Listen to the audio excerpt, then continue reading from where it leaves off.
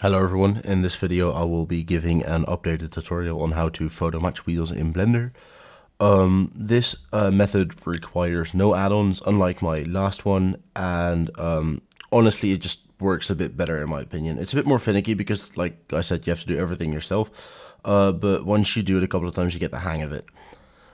This is possible with every studio image and normal image that has a part of the back barrel visible and at least like 80% of the front lip, because that's what we're mainly going to be using to align it. It is technically possible with less than that, but that is just significantly more difficult and I would not even recommend it.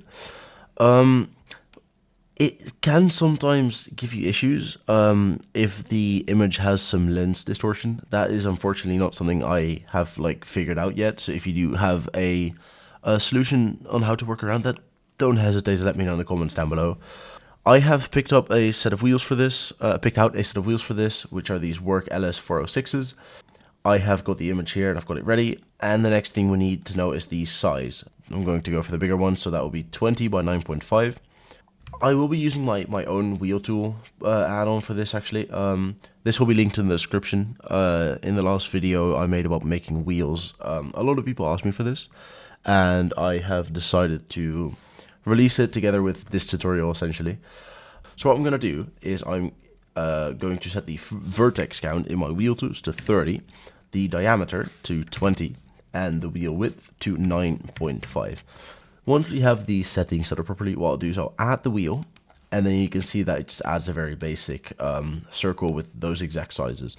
Next thing I'm going to do is I'm going to add a camera, and then we have to make sure that the resolution of the image is the same as the resolution of the actual image that we're using, which in this case is 4032 by 3024. So what we'll do in Blender is we'll set the render resolution to 4032 by 3024. Go into the camera settings, enable background images, add an image, and then select the image that we will be using, which in this case will be this one. If you go into the camera view, then you can see that it's there. Next thing you got to do is make sure that the opacity is set to full and make sure that the depth is set to back so it doesn't block the topology from showing. The next step I'm going to do is I'm going to set the pivot point to the 3D cursor, and I'm going to try to estimate the rough position of the wheel. You're always going to have to move the camera back, and in this case I'm going to have to rotate it downwards a bit because the image is taken at a slight angle. This doesn't have to be super precise, it's just a matter of getting a rough shape right. Next I'm going to set the view to wireframe, and I'm going to scale the camera with the pivot point still set to the 3D cursor until the sides of the wheel roughly match up in size. Once I've got that done, I'll try to make sure that the gap between the actual 3D model and the lip in the wheel is the same on either side. Which you can see now, there's a small, it's slightly different here and it's slightly different there. And then I'll just rotate along the x-axis until those sides both roughly match up. Now, as you can see, the sides are not matched up again. And at this point, it's just playing around with it a bit until the top, bottom, left and right all roughly match up. Once I've got that and I'm happy with it, the next step would be to try and estimate the focal length. A nice and easy way to do this is by looking at where the actual barrel is in relation to the 3D model. In this case, the actual barrel is smaller, which means that we have to lower the focal length. If it were the other way around, if the barrel were to be bigger than the actual 3D model, we'd have to increase the focal length. In this case, I'm just going to go down to 30, try to scale it back up until it's the right size again.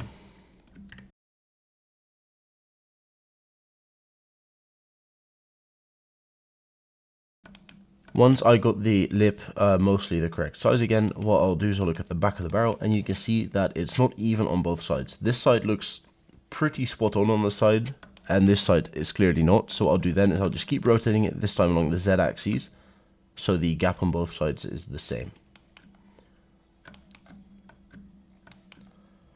The gap looks about the same now, so I'm going to try to match up the front of the lip again. Keep playing around with it until you feel it's correct. Essentially, you have to move it along axes specifically, and then rotate it along axes specifically as well in order to keep it even.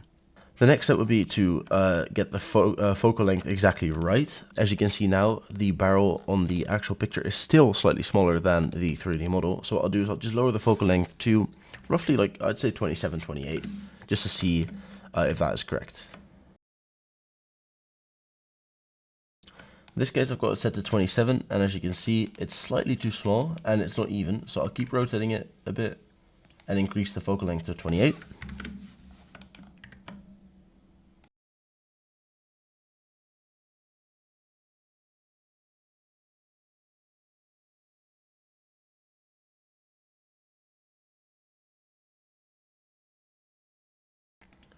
At this point, I am mostly happy with the way the wheel lines up.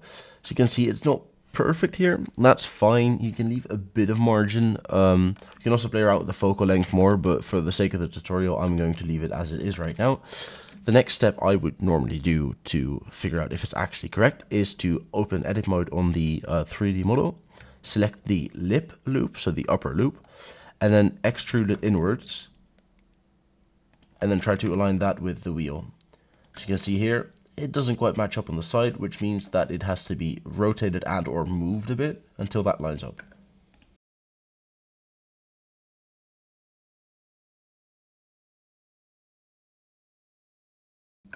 As you can see now, after moving it to the side and rotating it along the z-axis a bit, this actually does line up now.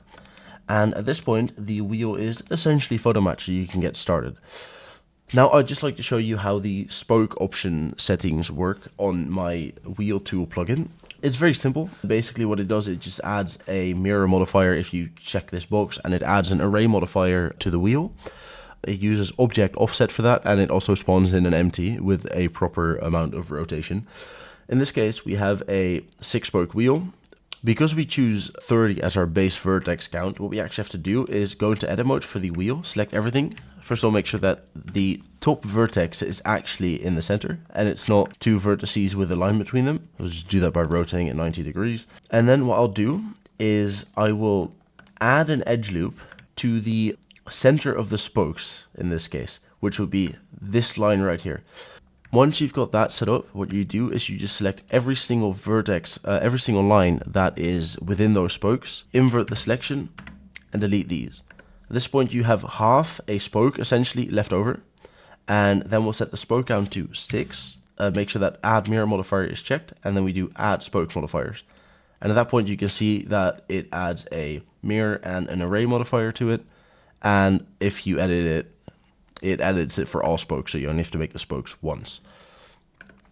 At this point, it's just a matter of getting the actual rotation of the wheel right, because as you can see now, it is slightly rotated along the y-axis because the top of the spoke in the image is not actually the top of the spoke in the 3D model.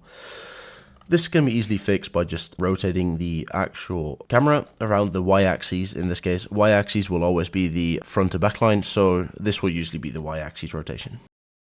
An easy way to make sure that you're in the center is by looking at, for example, the log holes. I'm trying to get this line to be in the center of them, and the smaller hole also have a line directly through the center of them.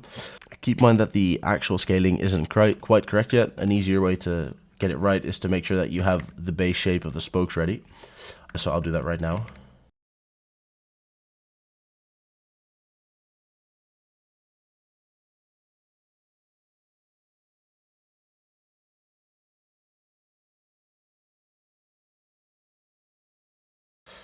It's not perfect now, but hopefully you guys get the idea. I will have a Discord server linked down below, AutoMod Workshop, where I will be able to answer some of your questions. You can also leave them in the comments down below. I will read them, and if I see a question there, I'll try my best to answer it as well. I hope this was clear to you. If you did enjoy the video, please show your support by leaving a like. And yeah, I'll catch you in the next one.